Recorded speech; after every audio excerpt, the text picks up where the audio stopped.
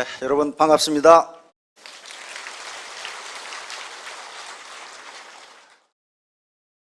어떻게 주머니가 좀 찬 것 같습니까? 정신이 하나도 없죠? 네, 이제 정신을 좀 차리도록 하겠습니다. 지금까지 우리 박한길 회장이 강의한 내용은 주머니를 채우는 이야기였는데 주머니만 채워가지고는 안 되거든요. 지금 정신이 하나도 없을 거예요. 그래서 머리를 채우는 이야기를 좀 하도록 하겠습니다. 이 사고, 생각이죠. 생각, 사고, thinking. 이게 지금까지 살아오셨는데요. 만약에 지금의 삶이 그렇게 만족스럽지 못하다면은 제가 무슨 생각을 하고 살았는지를 한번 생각해 보세요.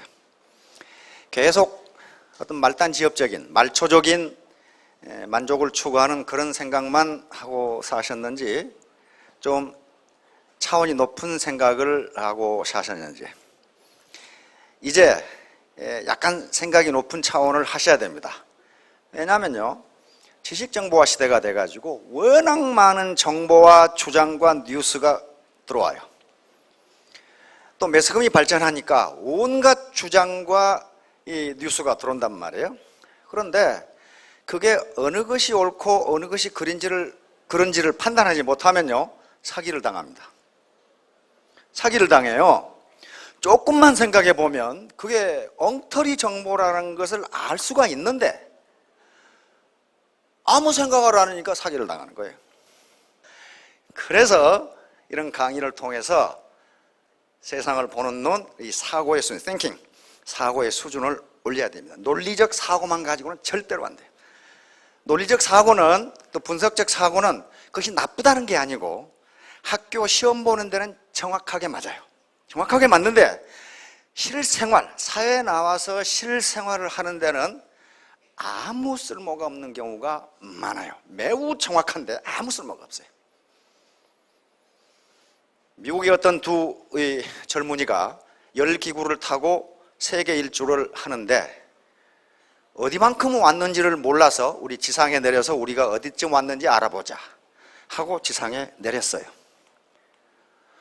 또 보니까 학생들이 있는 거 보니까 대학 캠퍼스 같대. 그런데 마침 그 앞에, 기구가 내린 앞에 노신사가 지나가서 한 젊은이가 물었습니다. 선생님, 지금 우리가 어디에 있습니까?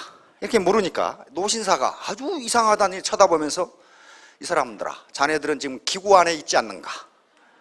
매우 정확해요. 그렇죠? 기구 안에 있죠. 그러나 이 두 젊은이에게는 아무 쓸모가 없어요. 그렇잖아요? 그래서 한 젊은이가 말했습니다. 저 노신사는 교수가 분명하네. 매우 정확하게 얘기했지만 우리에게는 아무 쓸모가 없으니 말이야. 원래 대학 교수들이 그래요. 매우 정확하게 얘기하는데 실생활에는 별로 쓸모없는 얘기를 해요. 그래도 그 이야기라도 들어야 돼요. 오늘 제목으로 잡은 건 이청득심입니다. 요 이자는 써 이자고, 이 청자는 들을 청자입니다. 요 들을 청각할 때 들을 청자 있죠? 요건 얻을 뜻자, 마음 씹자. 상대방의 말을 들어줌으로써 상대방의 마음을 얻는다는 뜻입니다. 그러니까 내가 상대방을 설득하려고 노력하는 것보다 상대방 의견을 들어주면 그 사람이 더 마음을 연다는 개념이에요. 인간은 무언가를 느낄 때 우리 생리학적으로는 오감이라는 게 있습니다. 오감, 5가지 감각기관이란 뜻이죠. 오늘 타이한 분들이 왔으니까 써드려야 되겠지. 오감이 뭐가 있어요? 우리 인간이 가지고 있는 이 오감을 통해서 모든 지식을 얻고 커뮤니케이션을 하고 세상을 살아갑니다. 우선 눈으로 보는 게 뭐예요? 시각이 있단 말이에요. 시각이 있고, 이게 시각. 두 번째가 귀로 듣는 게 청각이 있어요. 청각. 세 번째, 입으로 맛보는 게 미각이라는 게 있죠. 미각. 그 다음에 코로 냄새를 맡는 게 후각이라는 게 있죠. 후각. 그 다음에 손으로 만져서 피부에 뭔가 만지면은 이건 뭐다? 촉각이라는 게 있단 말이에요. 촉각. 촉각. 이게 오감입니다. 요걸 통해서 모든 정보를 들어요. 그런데 이것 말고 제 육감이라는 게 있어요. 육감. 이게 여섯 번째 감각이라 그 말이죠. 여섯 번째 느낌이 있어요. 요게 센스예요. 센스. 직관이에요. 직관. 뭐라고 설명할 수 없는 게 있다고. 그러니까 이 분위기에 와서 들어보면은 여기에 강의하는 사람들이 사기치는지 아닌지를 직관적으로 알 수 있다는 거예요. 암만 좋은 말로 설명해도 상대방이 사기꾼인지 아닌지 뭐 느껴오는 게 있어요. 그걸 육감이라고, 제 육감이라 그래요. 그렇듯이 여기 오셔서 직관적으로 사업을 할 것인지 아니할 것인지 진실인지 거짓인지를 판단하시기 바랍니다. 장자라는 사람이 있는데 노장사상의 장자, 거기에 이런 얘기가 있어요. 장자의 친구가 해자라는 사람이 있습니다. 해자는 서양의 의미로는 소피스트인데 어느 날 두 사람이 호숫가에서 이렇게 호숫가 다리 위에서 이렇게 거닐다가 장자가 호수 밑을 보고 말을 했습니다. 피라미들이 참 즐겁게 놀고 있구만. 그러니까 해자가 듣고 있다가 자네는 피라미가 아닌데 어떻게 피라미가 즐거운지 안 즐거운지 어떻게 아나? 이렇게 했단 말이에요. 그러니까 장자가 자네는 내가 아닌데 내가 아는지 모르는지 어떻게 아나? 이랬단 말이에요. 그러니까 해자가 맞아, 나는 자네가 아니므로 자네가 뭘 아는지 모르지. 그러므로 자네는 피라미가 아니므로 피라미가 즐거운지 안 즐거운지 어떻게 아는가? 이렇게 얘기했단 말이에요. 근데 장자가 뭐라고 그러냐면은 우리 처음으로 다시 돌아가 보세. 자네가 나에게 그런 질문을 했다는 것은 내가 무언가를 알고 있다는 걸 이미 알고 있지 않았는가? 나는 피라미를 보는 순간 피라미가 즐거웠다는 것을 알았지. 그렇게 대답해요. 이 말이 무슨 말인가에 대해서는 학자마다 해석이 구구한데 일반적으로는 인간의 직관을 이야기합니다. 인간이 직관적으로 느끼는 것은 논리적으로 설명이 불가능하다 그런 말이에요. 이제 이청득심, 먼저 다른 사람의 말을 들어주는 것이 다른 사람의 마음을 열게 하는 가장 좋은 방법이다. 그런데 다른 사람의 말을 들어주기 위해서는 자신이 낮아지지 않으면 들어줄 수가 없어요. 따라서 겸손이라고 하는 것이 전제가 되지 않으면 다른 사람의 말을 들어주지 않습니다. 그런데 인간관계에서 좋은 인간관계가 애터미 사업의 성공의 비법인데 좋은 인간관계를 갖는 가장 중요한 것이 겸손이에요. 지위가 높다고 애터미는 유통업이고 서비스업입니다. 서비스를 제공한 사람이 지가 목에 힘을 주고 있으면 서비스를 받는 사람은 기분 나빠요. 그렇게 되지 않습니다. 그래서 자기가 겸손해져야, 자기가 낮아져야 좋은 인간관계를 만들 수가 있고 그렇게 해야 성공을 할 수가 있어요. 자, 그런데 바로 좋은 인간관계의 기본이 겸손과 경청이에요. 경청은 겸손해야 경청을 할 수 있기 때문에 겸손에 대해서 시간 가는 데까지 되는 데까지 이야기하도록 하겠습니다. 오늘은 옛날 얘기를 좀 하려고 합니다. 맹사성 대감 들어보셨는가요? 황희정승은 들어보셨죠? 맹사성 대감도 정승입니다. 요 분에 대한 이야기입니다. 맹사성 대감은요 최영 장군의 손여사입니다. 요게 맹사성 대감의 사시던 집인데요, 이 집이 최영 장군의 집입니다. 고려말 명장이었던, 근데 최영 장군의 집인데 맹사성 대감의 아버지가 물려받았다가 나중에 아버지가 돌아가신 다음에 맹사성 대감이 물려받은 거예요. 그런데 이분은 거의 천재에 가까웠어요. 그러니까 19살에 과거에 급제해서 20살에 군수가 됐습니다. 그러니까 어때요? 고려의 명문 세가의 후손에다가 머리도 좋고 공부도 그렇게 잘하니 목에 힘이 있는 대로 들어갔겠죠? 그래서 파주 군수라고 나와 있는데 군수로 부임해서 그 주변에 아주 유명한 학덕이 높은 선사가 계시다고 해서 그분을 찾아갔습니다. 근데 찾아가서 스님, 제가 군수로서 저에게 제가 좌우명으로 삼을 만한 좋은 말씀을 해 주실 수 있겠습니까? 그러니까 이 스님이 그냥 간단하지요. 좋은 일을 많이 하고 나쁜 일을 적게 하면 되지요. 그렇단 말이에요. 그러니까 이 머리 좋은 맹사상 이 군수가, 아니 그거야 삼척동자도 아는 일 아닙니까? 내가 먼 길에 이렇게 찾아왔는데 고작 해줄 말이 그것밖에 없습니까? 그리고 화를 버럭 내가지고 가려고 그러니까 스님이 여기까지 오신 김에 녹차라도 한잔 하고 가시라고 그렇게 해가지고 녹차를 마시는데, 스님이 맹사성 군수의 찻잔에다가 차를 이렇게 따라주는데 찻잔이 계속 넘치는데 계속 따랐어. 계속 따르니까 이 젊은 군수가 어떻게 화를 버럭 내겠죠. 아니 이게 무슨 짓이냐고 말이에요. 그러니까 스님이 계속 따르면서, 차가 넘쳐 방을 적시고 옷을 적시는 것은 아는데 지식이 넘쳐 당신 인품을 베리는 것은 왜 모르시오? 이렇게 대답했단 말이에요.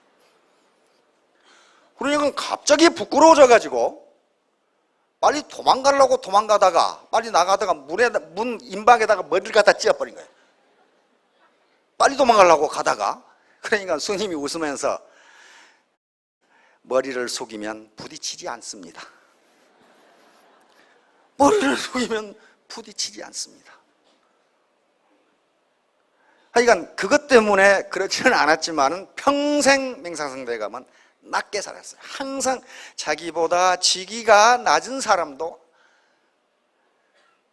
문 앞에까지 가서 맞고 갈 때는 배웅하고 항상 낮게 백성과 같이 살았습니다.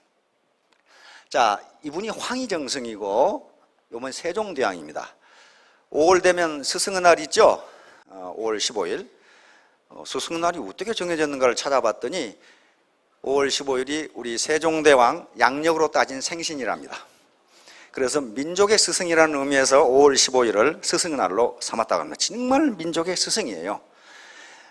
자, 황희정승인데 맹사성 정승과 황희정승은 성격이 서로 달랐다고 합니다. 황희정승은 매우 강직하고 아주 이 일처결이 칼로 무를 자르듯이 그런 분이었고, 맹사성 대감은 사람이 너그러워요. 너그러워서 용서를 잘해. 그래서 세종대왕은, 황희정승은 그런 성격을 가진 곳에 알맞는 분야, 군사, 국방, 그리고 인사, 행정을 이분에게 맡겼습니다. 그리고 맹사성 대감한테는 인재 교육, 과거 선발, 과거 시험, 요런 또 예악, 맹사성 대감은 음악의 천재였죠. 음악을 정비하는 그런 일을 맡으셨어요. 그래서 두 분이 조선을 부흥시킵니다. 여기에 사군 육진하는, 이때 세종대왕과 김종서, 그 다음에 황희, 그 다음에 맹사성 대감이 우리의 국경을 이렇게 만든 겁니다. 그때 우리 국경이 정해진 거예요. 여진족이 계속 쳐들어왔거든요. 맹사성 대감은 아주 청빈하게, 그리고 머리를 숙이면서 살았기 때문에 이분에 대한 일화가 굉장히 많이 있어요. 연려실 기술이라고 하는 조선 후기 이경익 실학자가 쓴 그 기술에 정확하게 기록이 되어 있어요. 이분이 어떤 일을 했는가? 자, 하급 관리를 얻고 겨울을 건너준 맹정승. 이분이 75세까지 좌의정을 하시다가, 정승을 하시다가 이제 나이가 들으셔서 온양으로 내려가셨어요. 어느 날 낚시질을 하고 있는데 하급 관리 역졸, 옛날에 역마 타고 간 역졸이라고 있죠. 맨 말단 관리. 역졸이 어디를 가다가 웬 거렁뱅이 같은 노인이 낚시질을 하고 있으니까, 항상 이분은 옷을 허름하게 입고 살았기 때문에 그렇게 살 수밖에 없었어요. 어이 영감, 나 좀 건네주게. 그러니까 이 맹정승이 이 역졸을 업어가지고 개울을 건너줍니다. 근데 저 발치에서 그 광경을 보고 있던 농부가 기겁을 해가지고 쫓아와가지고 그 역졸에게 이야기합니다. 저분이 맹사성 정승이라고 얘기해 줍니다. 이 역졸이 어떻게 되겠어요? 대경실석해가지고 저를 죽여주십시오 하겠죠. 그 맹정승한테, 맹정승은 우의정, 좌의정만 한 게 아닙니다. 사조의 판서를 전부 했어요. 예조판서, 호조판서, 공조판서, 이조판서까지 다 한 분이에요. 거기다가 예문관 대제학까지 하신 분이니까 학덕이라든가 지금 같으면 사부 장관을 다 한 분이란 말이에요. 거기다가 국무총리까지 하신 분이니까 그런 분한테 이 젊은 역졸놈이 나 업어서 저쪽 건너가라 그랬으니 어떡하겠어요 이놈이. 그래서 이 젊은 역졸이 저를 죽여주십시오 하니까 명정승이 껄껄 웃으면서 이 사람아, 내가 과거에 정승이었던 것은 틀림없지만은 지금 내가 벼슬을 내놓고 여기 있으니 이 나라 백성 아닌가? 그러면 백성이 공무를 집행하는 공무원에게, 공직자에게 내가 자네보다 이 물목은 잘 아니 내가 업어서 자네를 건너준다고 뭐 잘못된 게 있나? 없잖아요. 자네는 공무를 집행하는 사람이니까 빨리 자네 일을 하게 이렇게 보내줬어요. 그러면 명정승의 체면이 깎여요? 뭐가 됩니까? 위신이 추락해요? 그렇지 않지요. 그런 일이, 즉 머리를 계속 숙이고 있었기 때문에 부딪히지가 않아요. 더 존경을 받고 더 유명해진 거란 말이에요. 그 덕이 더 유명해져요. 그러니까 왕년에 내가 뭐 했다고 그렇게 생각하시면 고개를 들게 되고, 고개를 들면 문지방에 머리를 찍게 돼요. 안 돼요, 그렇게 해서는. 그래서 왕년만 찾는 사람들에게 명정승은 큰 교훈을 남겨줍니다. 공당문답입니다. 이거 들어보신 분도 계실 텐데, 명정승이 공과 사를 분명하게 가렸기 때문에 자기 아버지께, 지금 아버지가 계속 아프셨어요. 아프시니까 병문안을 자꾸 한양에 있으면서 온양까지 가야 돼요. 그때는 지금처럼 고속도로가 있는 게 아니고 저쪽 광주로 이렇게 돌아가는 길이 있었어요. 용인, 광주에서 용인으로 이렇게 해서. 근데 이 양반이 아버지 병문안을 하고 즉 한양으로 돌아가는데 항상 옷은 허름하게 입고 다니고 옷을 해입을 돈이 없으니까, 그리고 국가에 말을 타고 다니거나 가마를 타고 다니는 게 아니고 가마를 타고 항상 소를 타고 다녔어요. 그래가지고 용인쯤 왔는데 소나기를 만나가지고 여각, 지금 같으면 여관에 가서 좀 비를 피하고 가려고 가보니까 아주 화려하게 차려입은 젊은이가 종들을 데리고 여각에 먼저 와 있어. 그래서 저쪽 구석 모퉁이에 앉아 있었어요. 그랬더니 이 젊은이가 어떤 꾀재재한 촌노가, 무식하게 생긴 촌노가 그 앉아 있으니까 심심해가지고 올라오라고 해가지고 둘이 장기를 뒤면서 놀았어요. 장기를 뒤면서 노는데 이 선비가 이 무식한 촌노를 좀 놀려주고 싶거든. 그래서 제안을 합니다. 우리 끝자가 공자와 당자가 들어가는 운을 가지고 문답, 시를 지어봅시다. 춘향전에 노풀고 기름고 가지고 시를 지어보자, 그런 게 있죠. 그래서 그럼 그럽시다. 그래서 이제 그러면 노인장께서 먼저 하시오 이렇게 됐단 말이야. 이제 창피를 주려고 그랬겠죠. 그러니까 하이 상경호공, 한양에 무엇하러 가는 공? 그렇게 물었어요. 그러니까 젊은 선비가 벼슬자리 구하러 올라간당, 그렇게 구관상거탕. 그러니까 명정승이 무슨 벼슬인공, 하관공 그랬단 말이에요. 그러니까 녹사 취재 땅 그랬단 말이에요. 녹사는 의정부나 이런 춘추간의 하급 서기들입니다. 이것도 시험 봐야 돼요. 과거 시험을 봐야 된단 말이에요. 취재는 시험 보러 간당 그 말이에요 지금. 그러니까 내가 녹사 벼슬을 하려고 과거 시험 보러 간당 그렇게 했지 그 말이에요. 명정승이 듣고 있다가 요걸 뽑는 사람이 명정승이에요 지금. 위정 뽑는 사람이란 말이에요. 세종대왕이 이 과거 시험 봐서 뽑으라 그랬잖아요. 내가 마땅히 뽑아주겠꽁 그랬단 말이에요. 마땅할 당시. 그러니까 내가 너를 합격시켜 주겠꽁. 그러니까 하부당 이렇게 했단 말이에요. 하는 하라고도 있고 혁이라고도 있습니다. 하는 우수를 하자, 혁은 성낼 혁자입니다. 그러니까 여기서 어떻게 이 필자가 이긍익 선생이 이걸 어떤 의미로 적었는지 모르는데, 무슨 소리 말라 이 영감탱이야, 당치도 않당 그 말이에요 지금. 그러니까 화를 버럭 내면서 그런 부당한 짓은 하지 말랑 그 말이에요 지금. 그러다가 이 젊은이가 이제 녹사 시험을 보고 최종 면접을 누가 해야 돼요? 맹사생 대감이 면접으로 이놈을 뽑을 것인지 말 것인지 결정을 해.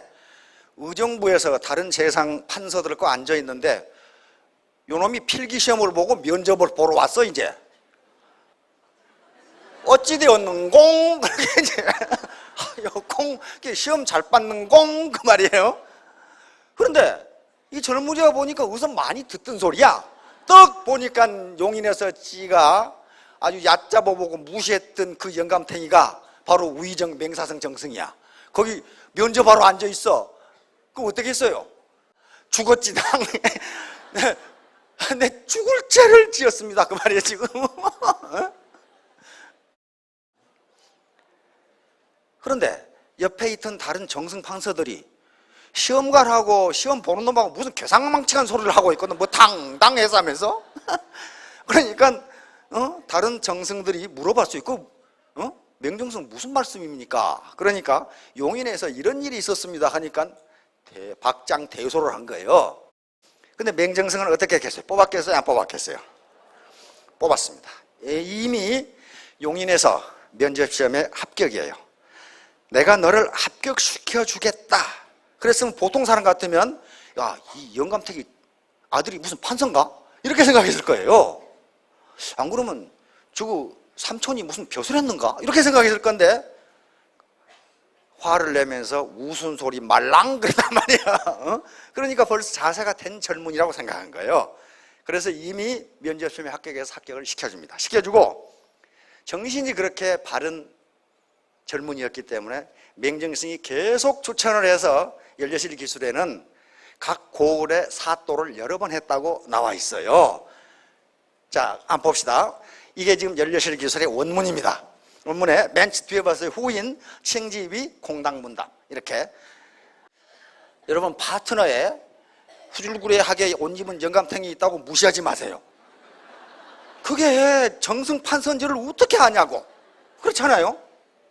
그 다음에 맹정승은 그렇게 했지만은 이 젊은이도 내가 너를 합격시키겠다고 했는데 그것은 부당하다고 이야기하는 거예요. 내 실력으로 하겠다. 자, 흑기총. 왜 소를 타고 다녔는가? 이번에 고향이 원양인데 하루는 봄날 뒷산에 가니까 이 동네 꼬마들이 큰 짐승을 괴롭히고 있어. 막대기로 눈을 찌르고 등에 타서 막대기로 때리고 멀리서 맹정승이 보고 고함을 질러가지고 말이지. 말 못하는 짐승을 돌봐주지는 않고 이놈들 말이야. 뭐 괴롭히냐. 그러니까 얘들이 혼비백산하고 도망가 버렸어. 그래서 가보니까 소야. 까만 소인데 워낙 탈진을 해가지고 아프고 탈진해가지고 힘을 못 써. 그러면 애들이 괴롭혀다 가만히 있는 거예요. 그래서 집에 가서 소 여물을 쏘다가 계속 먹이고 하인들로 하여금 보살펴주게 하고 자기가 보살펴 그렇게 했어요. 그러니까 소가 기운을 차렸어. 기운을 차리더니 맹정승이 집에 가니까 집으로 따라와. 자기를 밥 주고 간호해준 소 아니에요. 따라와. 그래서 맹정승이 집으로 와가지고 동네방네 방을 붙였어요. 소를 잃어버린 사람은 찾아가시오.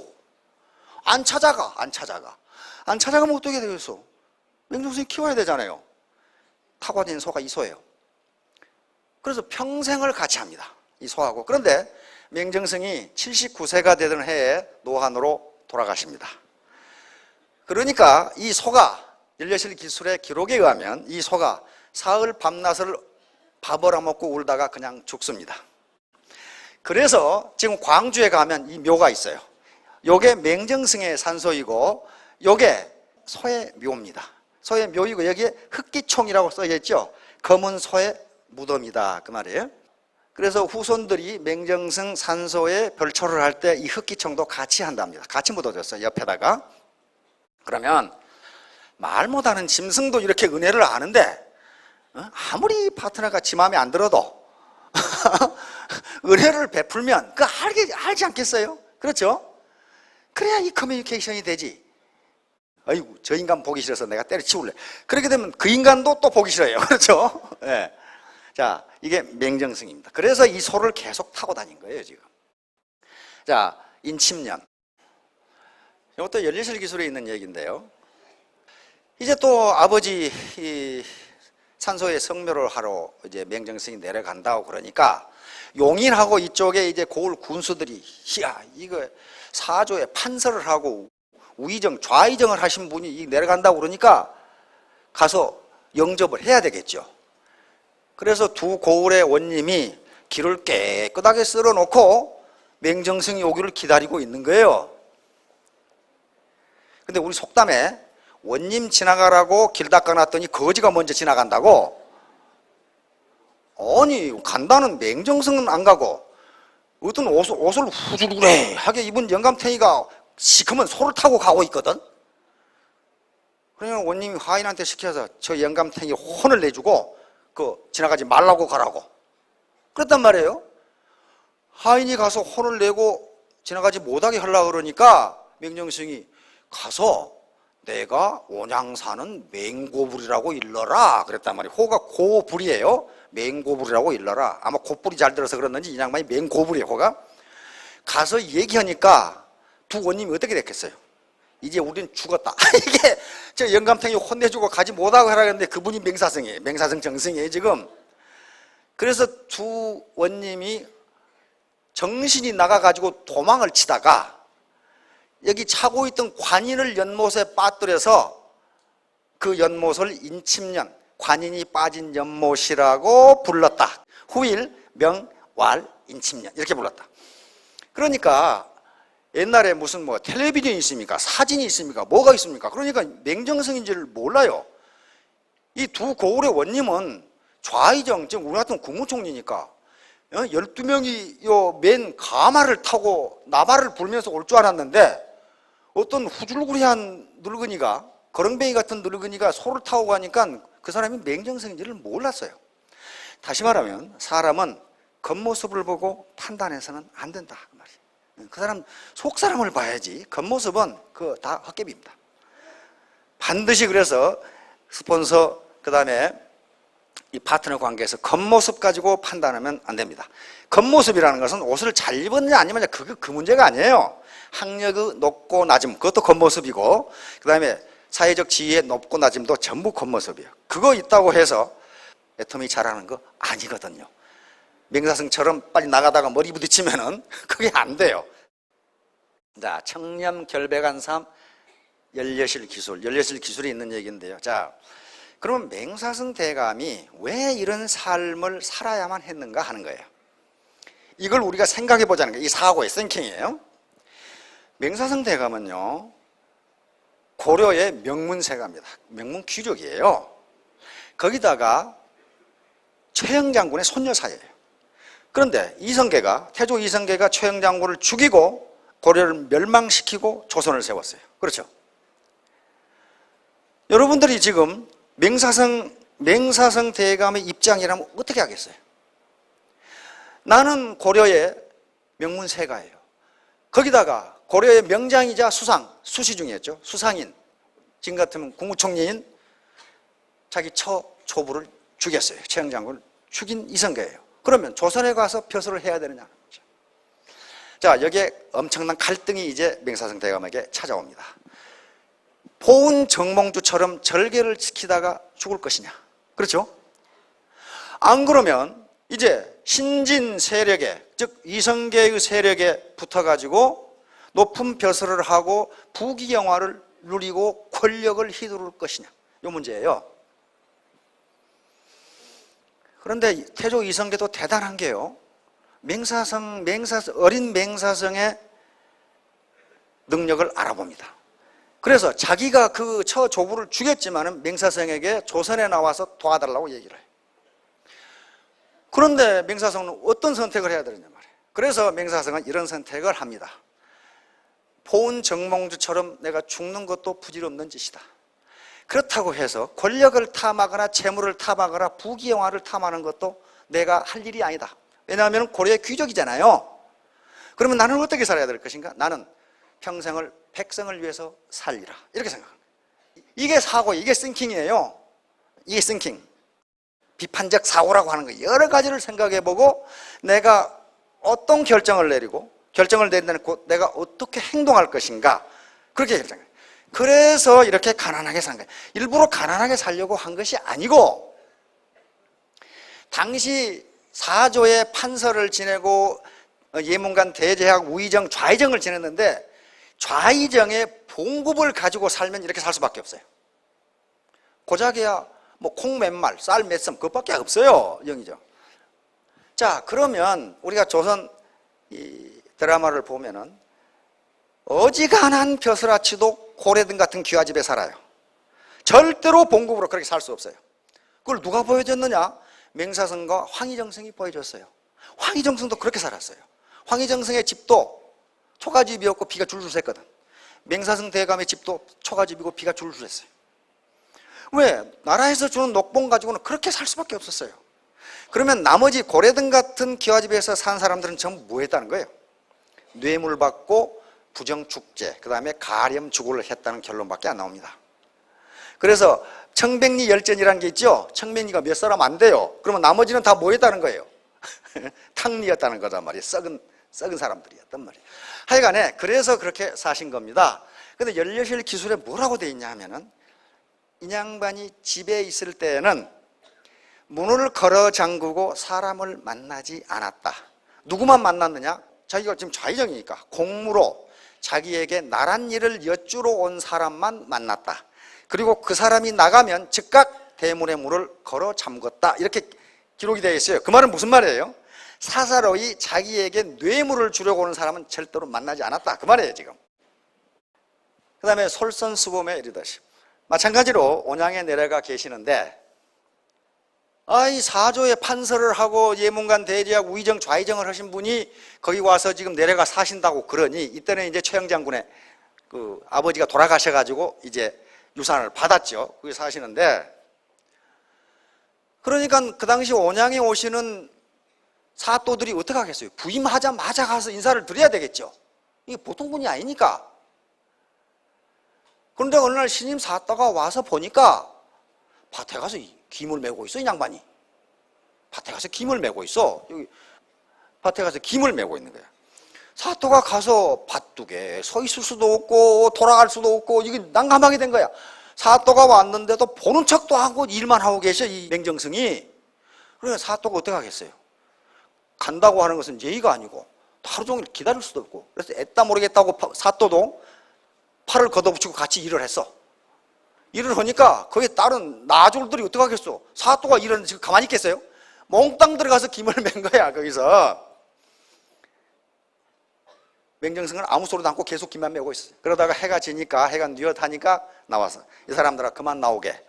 그러면서 하는 말씀이 백성들이 농사일이 얼마나 힘드는지를 자네가 알았지. 쌀 한 톨도 쉽게 보지 말게. 그렇게 한 거예요. 그러니까 그런 식으로 사또한테 앉혀놓고 그 말 해봐요. 알겠습니다. 하지만 그놈이 어떻게 알겠어요? 지가 일을 해봐야 알지. 자, 이제 이청득심. 이제 마음을 얻는 최선의 방법이 듣는 건데, 경청을 하는 건데, 경청. 이건 맹정승처럼 겸손하지 않으면 듣지를 않아요. 이게 경청입니다. 이거 많이 보신 분이죠, 이거? 이건희 회장님 말씀하시는 거 들어봤어요? 뭐 기자들이 죽어라고 물으면 뭐 글쎄 뭐 그렇습니다만은 뭐 이 정도 말하고 말아버려요. 말을 안 해. 계속 들어요. 왜 이분이 이렇게 됐냐면요, 창업주이신 이병철 회장님께서 회장으로 계실 때 이건희 회장님이 부회장 임명을 하고 첫 출근하는 날 회장님 사무실로 불렀답니다. 집무실로 불러서 그 휘호를 써주셨대요. 그게 경청이에요. 네 말 하지 말고 들어라. 들어라. 경청. 그러니까 후대를 생각하신 거죠. 그러면서 책 한 권을 줬어요. 이걸 평생 보아라. 그게 논어예요. 논어에는 사람이 중요하다는 내용이 계속 들어있어요. 사람이 제일 중요하다. 삼성 인재들 굉장하죠. 사람이 중요하다. 사람이. 그걸 가르쳐 준 거예요. 계속 네 말 하지 말고 듣고 사람이 중요하다. 그러니까 경청을 한다는 것은 뭡니까? 상대방의 인격을 존중해 주는 거예요. 지 말만 하는 것은 뭡니까? 상대방을 배려하지 않고 상대방의 인격을 존중하지 않는 거예요. 그러니까 지 말만 계속하죠. 자, 그렇게 되면 사람을 잃습니다. 자, 그러면 이제 어려운 가운데서도 성공을 했던 현자들은 경청에 대해서 뭐라고 이야기하는가 한번 봅시다. 마사시다 고노스케, 지금 파나소닉을 마시다 전기를 창업하고 파나소닉의 사주였죠. 리더십은 웅변보다 경청에서 나온다. 이 양반도 듣기 선수예요. 그 다음에 기업 경영의 과거형은 관리이다. 경영의 현재형은 소통이다. 경영의 미래형 역시 소통이다. 소통하기 위해서는 반드시 들어야 됩니다. 경영자나 또는 상급자가 하급자의 말을 듣지 않으면요, 소통이 안 돼요. 다시 말해 하급자는 더 이상 말을 안 해. 말을 안 씁니다. 그리고 원웨이 커뮤니케이션만 계속되면은 그건 소통이라고 할 수가 없어요. 앤드루 카네기 잘 아시죠? US 스틸을 창업한 미국의 철강왕입니다. 이 당시 세계에서 가장 부자였던 분이고 지금 카네기 멜론 대학이라든가 재단이 많죠. 이 양반이 아주 중요한 걸 우리에게 가르쳐 줬어요. 사람들에게 비웃음을 사고 무시당하고 외면까지 당할 수 있는 세 가지 방법은 절대 상대방의 이야기를 끝까지 듣지 말고 계속 자기 말만 해야 되고, 상대방의 이야기를 듣다가 자신이 할 얘기가 있으면 바로 끊고 자신의 말을 하면 된다. 이렇게 되면 완전히 왕따 당한다 그 말이에요. 이렇게 좋은 방법이 있으니 쓰실 분은 한번 사용해 보시기 바랍니다. 실험적으로. 도로시 린드 딕스라는 분인데 우리에게는 잘 알려져 있지만은 지금 정신질환자들이 인간 취급을 받도록 만들어준 분입니다. 그 당시에 옛날에 우리나라나 옛날에 미국이나 정신질환에 걸린 사람은 저 사람이 인격적으로 대우해야 된다 그런 생각 안 했어요. 별 미친놈이다 그랬단 말이에요. 미친놈 취급해가지고 사람 취급을 안 했어요. 그런데 린드 딕스는 그 사람도 뭔가 지금 질병을 앓고 있는 것이다. 그렇다면 인간 취급을 해줘야 될 거 아니냐. 그래서 지금 정신질환 연구소 정신병원이 전부 린드 딕스 병원으로 돼 있어요. 이분이에요. 근데 이분은 많은 그런 정신적 스트레스를 받은 사람들하고 얘기를 해봤을 거 아니에요. 그래서 그분들에게 어떻게 해야 되는가를 알고 있어요. 자, 대중에게 다가서는 지름길은 그들에게 혀를 내미는 것이 아니라 귀를 내미는 것이다. 내가 상대방에게 어떤 달콤한 말을 한다 해도 상대방의 입장에서는 자기가 말하고 싶어하는 얘기의 절반만큼도 흥미롭지 않다. 그러니까 자기에게 흥미가 있다고 해서 상대방에게도 흥미가 있는 것이 아니다 그런 말이에요. 그러면 우리가 서비스업을 하는 입장에서는 상대방의 말을 들어주는 것이 그 사람을 내 사람으로 만드는 거다. 데일 카네기 잘 아시죠? 이 양반이 저명한 분입니다. 자, 2주 동안 나무 말에 귀를 기울이기만 하면 나무 관심을 끌기에 2년 동안 노력한 것보다 더 많은 친구를 얻을 수 있다. 상대방을요, 논리로 설득하기는요, 굉장히 어렵습니다. 들어주면 그러면 내 사람이 돼요. 엘버트 아인슈타인 다 아시죠? 이 양반이 인생에 있어서 성공을 A라 한다면 그 법칙은 A는 X 플러스 Y 플러스 G로 나타날 수 있다. X는 일하는 것이고 Y는 노는 것이고 Z는 무엇일까? 침묵을 지키는 것이다. 쓸데없이 말 놀리지 말라고 말해요. 침묵을 지키는 것이다. 자, 다음. 자, 경청은 소통의 핵심입니다. 따라서 입은 하나고 귀는 두 개인 게 두 배로 들으라는 얘기다. 이런 말이 탈무드에 많이 나와 있어요.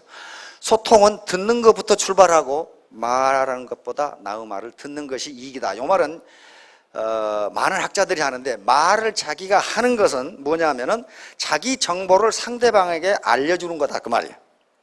그러니까 자기 손해다 그 말이에요. 상대방의 말을 듣는 것은 내 정보는 상대방에게 안 주고 상대방의 정보를 내가 얻는 거다 그렇게 돼 있어요. 그러니까 말을 하는 것보다 말을 듣는 것이 이익이다 그렇게 돼 있어요. 자, 이런 식으로 상대방의 말을 듣지 않으면 반드시 작용 반작용의 법칙에 의해서 상대방도 내 말을 안 듣습니다. 내가 상대방의 말을 들어주면 상대방도 내 말을 들어줘요. 자, 청각 아까 전에 설명을 했죠. 그런데 심리적 청각장애가 더 문제다. 남의 말을 듣지 않는 것은 생리학적으로는 오감이 다 있지만은 이 사람은 육감이 마비된 거예요. 자기 말만 계속한다는 것은 상대방이 어떤 기분인지를 모르는 거거든요. 육감적으로 느끼지를 못하는 거예요. 그러니까 자기 말만 계속하는 거란 말이에요. 그러니까 이런 경우에도 마치 생리학적 청각 장애처럼 지식이 늘어나지를 않는다. 실제로 이런 실험을 많이 했습니다. 자, 소통을 해야 집단지성이 나오는데 바로 집단지성의 한 모델입니다. 미국에서 만든. 이렇게 사방으로 커뮤니케이션이 돼야 된다. 이건 우리 뇌사진이죠. 뇌신경세포죠. 뇌신경세포가 다른 신경세포하고 이렇게 복잡하게 얽혀지지 않으면 판단력이 안 나온대요. 그러니까 바로 이 소통이 되어야 한다. 그런 얘기입니다. 자, 혀는 가장 중요하면서도 나쁜 이솝우화에 나오는 얘기죠. 산토와 이솝. 그래서 많이 보나가시죠, 여기는. 이솝이 산토라는 철학자의 하인으로 들어갔는데 산토가 자기 친구 철학자들을 초빙을 해가지고 세상에서 가장 중요한 것으로 요리를 해라. 그랬더니 돼지 혀를 잔뜩 사왔어요. 그러니까 이놈아 왜 돼지만 잔뜩 사왔냐 그랬더니 혀처럼 중요한 것이 어디 있습니까? 혀로서 사람과 대화를 하고 문화가 전해지고 설득을 하고 친구를 사귀고 이러지 않습니까? 세상에 혀처럼 중요한 것이 없습니다. 주인님께서 가장 중요한 것으로 요리를 하라고 했으니 혀만 잔뜩 사왔습니다. 그랬단 말이에요. 그러니까 산토 철학자 친구들이 불평을 무지무지 하는 겁니다. 이놈이 잔치를 한다 그랬더니 돼지 혀만 계속 갖다 주니까. 그래서 산토가 다음에는 이놈아 이번에는 가장 더러운 곳으로 요리를 해라. 그랬더니 또 혀를 잔뜩 사왔어요. 이놈아 전에는 가장 중요한 것을 사오라고 했는데 혀를 사오고 가장 더러운 걸 사오라고 했는데 왜 혀를 사왔느냐 그랬더니 혀 때문에 세상에 모든 불화가 나옵니다. 그러니까 혀처럼 더러운 게 어디 있습니까? 이제 그 얘기예요. 지금 이솝우화에 있는 얘기입니다. 그러니까 혀를 잘 쓰면 세상에서 가장 중요한 것이 되지만은 잘못 쓰면 가장 더러운 것이 된다. 남을 비방하고 욕하고 탓하고 분쟁을 일으키고 화내고 썩내고 여기 혀 때문에 되거든요. 환자를 잘 치료하는 정신병원. 이건 어느 책에서 제가 본 건데 아예 한 도시에 이 정신신경과 의사가 있는데 다른 병원에는 아무도 안 가는데 그 병원만 굉장히 잘 되는 거예요. 그리고 그 병원에 갔던 이 스트레스 환자들이 그 병원을 나올 때는 죄다 웃고 나와. 웃고 나오는데 다른 신경과 의사들은 저 의사가 무슨 비법을 가지고 있는지를 몰라. 누구만 아느냐? 간호사만 알아. 간호사만. 그 의사가 왜 그렇게 잘했느냐? 의사가 귀머거리야. 귀머거리여서 앉아있으면 환자가 들어오면 하루 종일 들어 그냥. 근데 이 의사는 무슨 말을 하는지를 몰라 지금. 지 하소연을 다 하고 나서는 이놈이 웃고 나가. 속이 시원하다니까 이제. 그러니까 나중에 알고 보니까 이 사람이 귀머거리여서 상대방이 무슨 말을 하는지를 알아야 지가 대꾸를 할 거 아니야. 안 들려. 그러고 퇴근할 때만 보청기를 끼고 나가는 걸로 돼 있어요. 그래서 진찰할 때는 보청기를 빼버려. 일부러 안 들으려고. 그래서 유명한 병원이 됐다. 이 기록을 제가 봤어요. 그러니까 스트레스 받는 사람들 말을 들어주면 스트레스가 해소돼요. 우리 한강변에 가면 이 전화 있죠. 한강에 다리 가면요 중앙에 이 전화 다 걸어놨어요. 이게 생명의 전화입니다. 빠져 죽을라다가 전화 있으면 전화해보라 그 말이에요 지금. 이게 생명의 전화. 그래서 생명의 전화에 받는 분이 그 텔레비전에 나왔더라고.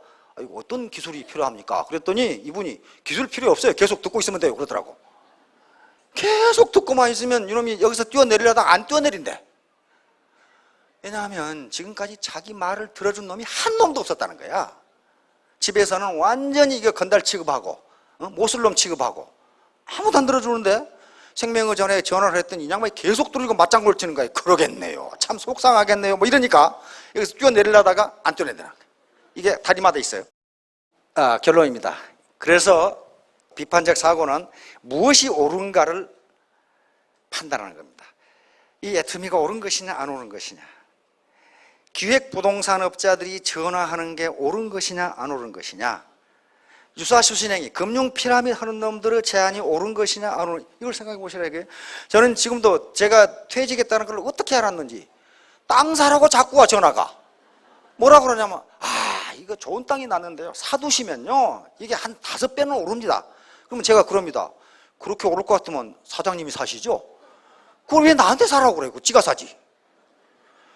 이자, 은행에 대출 받으면 이자 한 7%밖에 안 되는데 그거 받아서 2배, 3배, 5배 오르면 지가 사면 될 거 아니야. 그것만 판단해 보시면 사기 안 당해요. 연 이자율이 4%밖에 안 되는데 어떻게 월 10%를 줍니까? 그 말이 안 되는 거예요. 이런 걸 생각해 보시라 그 말이에요. 일단은 내가 들은 정보가 맞는 것이냐 하는 걸 한번 생각해 보시라. 이것은 부정적으로 생각한다는 게 아닙니다. 이걸 뒷받침할 만한 증거가 있는가? 이렇게 생각해 보시라는 거예요.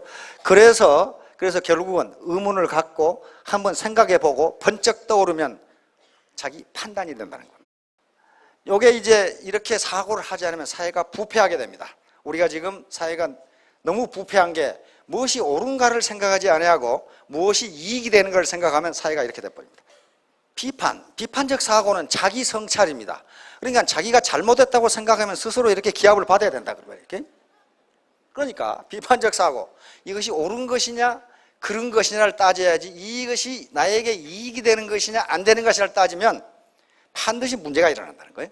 그래서 겸손, 이렇게 자기 성찰이 중요하다는 거예요. 내가 지금까지 살아온 게 나는 정말 잘 살아왔는가? 내가 이렇게 못 사는 게 나무 탓인가 내 탓인가? 이런 걸 생각해 보시라는 거예요. 자, 다양성을 인정하는 사고.